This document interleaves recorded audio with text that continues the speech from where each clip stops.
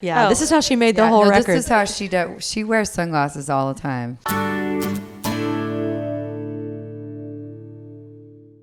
Well, before I actually joined the band, Dave Cobb was like, hey, could you write a song for them for something that is sort of like embodies women, but it's not, something kind of fun. And I was like, of course. And I had the title Redesigning Women. I'm a songwriter in Nashville, and I usually write songs from titles. And I had tried to write it with several different people, and it just never worked out. And then I called my friend Rodney Clausen, and we wrote that song in probably about 30 minutes. It didn't take us any time at all. But I just wanted to write it from a hilarious standpoint of women, because we do everything. We are running the world and going home and cleaning up the kitchen, and we work harder, and not necessarily always, but it's okay, you can back it. Well, it's just like we do change our hair color, and I do have 11 pairs of the same shoe, and we are a critical reason there's a population. We are. Do you want me to recite the rest of the lyrics?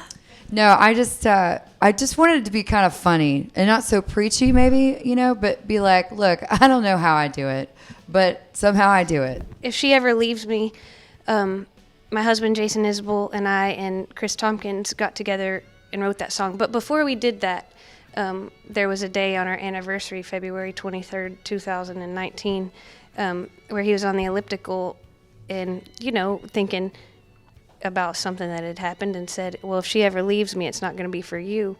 But as he was on his elliptical, he was, we've been working on this Highwomen project. He said, he had this epiphanic moment where he said, gay country song. And he called me and started yelling this in the phone. I was like, great. Are you okay?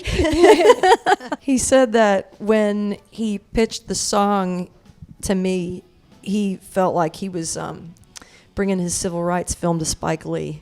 And it was, which that's just really funny to me. But because he's a highly evolved person. But he's not a lesbian, right? He might argue that. Mm-hmm. But we were getting on, I was getting on an airplane with my wife, and we were going to fly cross country, and I get this song that comes through, and it's from Jason. And he never texts me. And he says, I really want you to consider singing this song, And I was like, all right. So I tried to download it, but I couldn't because we had got past the thing, and there was no Wi-Fi on the flight. So 6 hours later, I'm landing, and I pull up the song, and I can download it now. I listened to it. I put the headphones on my wife. We fell in love with it, and we wrote back to Jason and Amanda, and we said, oh, my goodness, we love it. I'm going to sing it. It's amazing. No sooner did I hit send that he replied immediately and was like, oh, thank God, that was the longest 6 hours of my life. I've seen so much change in my lifetime. I got married before it was legal. And to think that there's a time when I can sing a gay country song where I say something like, that's too much cologne, she likes perfume, and have it embraced by all of Nashville and country music community in general, it's just like, wow, for all of the darkness that exists in the world, for all of the hard things that we discuss right now, it really is a beautiful time to be alive and on the cusp of big change like that. It's just incredible.